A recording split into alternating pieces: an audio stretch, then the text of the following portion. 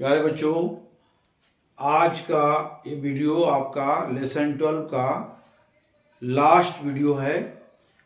यानी आपका लेसन जो चैप्टर 12 है वो आज कंप्लीट हो जाएगा। चैप्टर 12 जो है वो आज कंप्लीट हो जाएगा और ये उसका एक अब लास्ट वीडियो है। इसके बाद आप अगला टॉपिक, अगला लेसन चैप्टर पढ़ेंगे। प्यारे बच्चों, आज का टॉपिक है मांग और पूर्ति में परिवर्तन का संतुलन कीमत पर प्रभाव। मांग और पूर्ति में परिवर्तन का संतुलन, यानी अगर मांग पूर्ति में जो परिवर्तन होगा तो संतुलन कीमत पर उसका क्या प्रभाव पड़ेगा। Effect of changes in demand and supply on equilibrium price. तो इसी टॉपिक को आज सीखेंगे आप कि संतुलन कीमत जो है वो मांग और पूर्ति का इस पे क्या प्रभाव पड़ता है।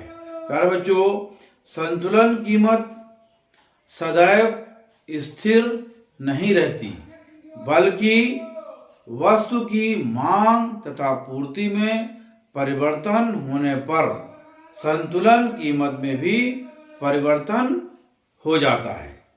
यानी जो संतुलन कीमत है वो हमेशा जो है वो स्थिर नहीं रहती है, स्टेबल नहीं होती है, अनस्टेबल होती है।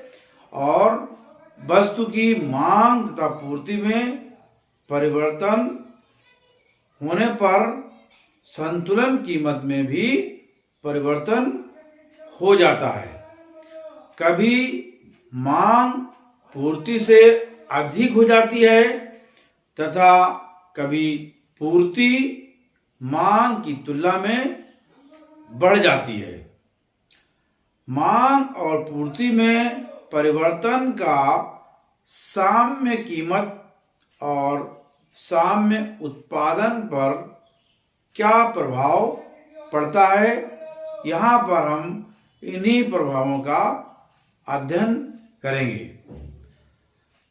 मांग में परिवर्तन का प्रभाव, effect of change in demand, क्या होता है। मांग में परिवर्तन का प्रभाव क्या होता है, यहाँ पर हम आपको ये ग्राफ के द्वारा समझाने की कोशिश करेंगे कि ये जो है हमारा ओ वाई जो है वो कीमत को प्रदर्शित कर रहा है और ओ एक्स जो अक्ष है वो मांग तथा पूर्ति को प्रदर्शित कर रहा है। तो यहाँ पर अलग अलग कि जब मांग में परिवर्तन हो तो वो संतुलन कीमत क्या प्रभाव पड़ता है, या पूर्ति में परिवर्तन हो तो क्या प्रभाव पड़ता है। दोनों का हम आपको इसके ग्राफ के द्वारा इसको आपको समझाने की कोशिश करेंगे। प्यारे बच्चों, जब पूर्ति वक्र में तो कोई परिवर्तन ना आए पर मांग में परिवर्तन अथवा मांग वक्र में परिवर्तन आ जाए तो उसका प्रभाव संतुलन कीमत और संतुलन मात्रा दोनों पर पड़ता है। मांग में परिवर्तन कई कारणों से हो सकता है। मांग में परिवर्तन कई कारणों से हो सकता है। कौन से कारण हैं, जैसे उपभोक्ता की आय में परिवर्तन, यानी जो मांग में परिवर्तन के कारण क्या हो सकते हैं, उपभोक्ता की आय में परिवर्तन। दूसरा है संबंधित वस्तुओं की कीमतों में परिवर्तन, संबंधित वस्तुओं की कीमतों में परिवर्तन। और थर्ड है स्थानापन्नों की उपलब्धि। और फोर्थ है जनसंख्या में वृद्धि, जनसंख्या में वृद्धि का भी प्रभाव पड़ता है। और लास्ट पॉइंट्स का है फैशन आदि में परिवर्तन। फैशन आदि में परिवर्तन होने से भी मांग में परिवर्तन जो पड़ता है, मांग परिवर्तन हो जाता है। तो पहला है मांग में परिवर्तन के अन्य प्रभाव भी हो सकते हैं, जैसे मांग में परिवर्तन के अन्य प्रभाव कौन कौन से हो सकते हैं? जैसे मांग में परिवर्तन का संतुलन कीमत पर प्रभाव। मांग में परिवर्तन का पहला वाला जो ग्राफ है वो मांग में परिवर्तन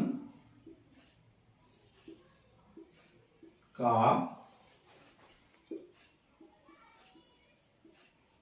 संतुलन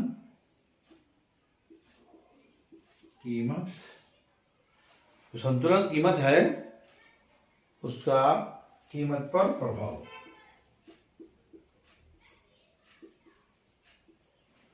पहला ग्राफ यहाँ पर ये P1 P2 कीमत को प्रदर्शित कर रहा है और ये Q1 Q2 जो है वो यहाँ पर मांग क्वांटिटी को प्रदर्शित कर रहा है, मात्रा। इस तरह से इसको जो ग्राफ बनकर आता है वो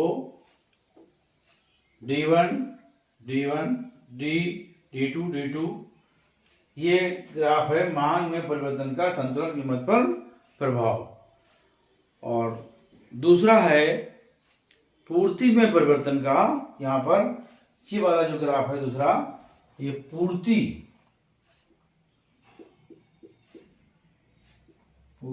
में परिवर्तन का कीमत पर प्रभाव।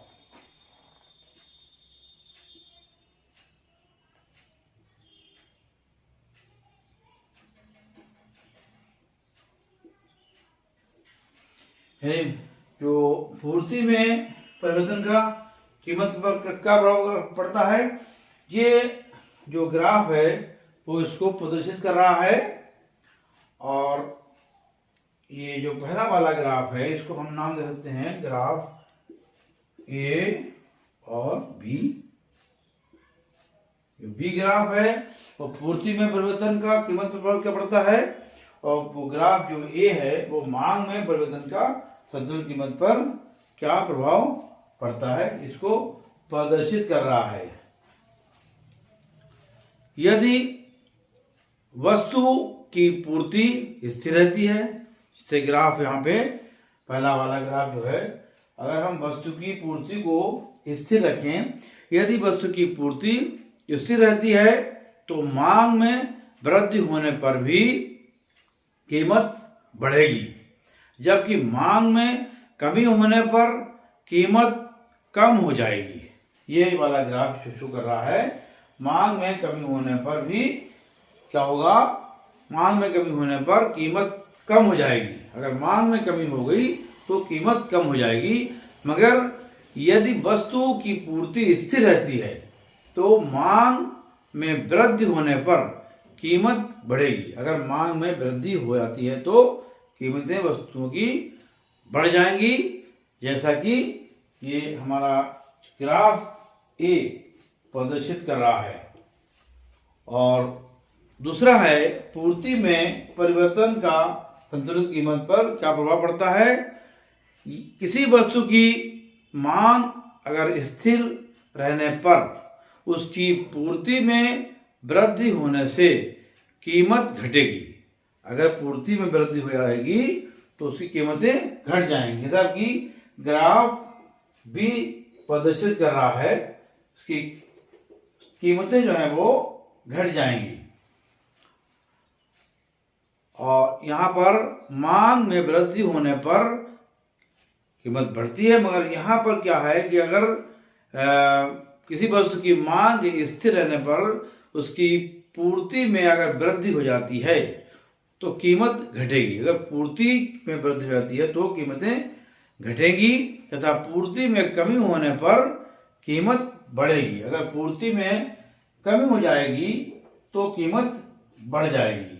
तो यहाँ पर इसी तरह से ये ग्राफ जो बी प्रदर्शित कर रहा है वो यही शो कर रहा है कि कीमतें, अगर कीमत घटेगी, कब घटेगी, जब पूर्ति में वृद्धि हो जाएगी तो कीमतें घट जाएंगी, और जब पूर्ति में कमी हो जाएगी तो कीमतें बढ़ जाएंगी। प्यारे बच्चों, आज की इस वीडियो में इतना ही। उम्मीद है कि आपके समझ में ये टॉपिक आ गया होगा। मांग और पूर्ति में संतुलन परिवर्तन का संतुलन कीमत पर क्या प्रभाव पड़ता है, effect of changes in demand and supply on equilibrium price. Thank you, take care. आज जो लेसन आपका चैप्टर 12 कंप्लीट हो चुका है और इसके ये लास्ट वीडियो है।